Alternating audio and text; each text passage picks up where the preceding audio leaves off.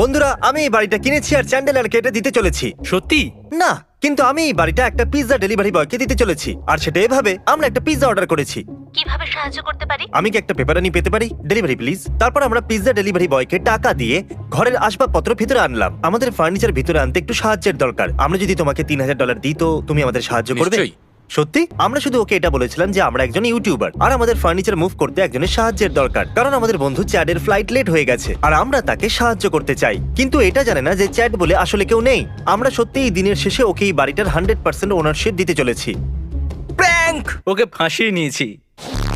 Surprisingly ও আমাদের সাহায্য করছে। ও ভাবছে যে ও হয়তো কয়েক $1000 মাত্র পাবে, আর সমস্ত ফার্নিচার সেট হয়ে যাওয়ার পর আমি বলবো এই চাবিটা তোমার হলো। ঠিক আছে, তাহলে ওয়ালমার্ট যাওয়া যাক। বাড়ির সমস্ত ফার্নিচার নিতে হবে। Great. ফার্নিচার, বেডরুম থেকে শুরু করা যাক।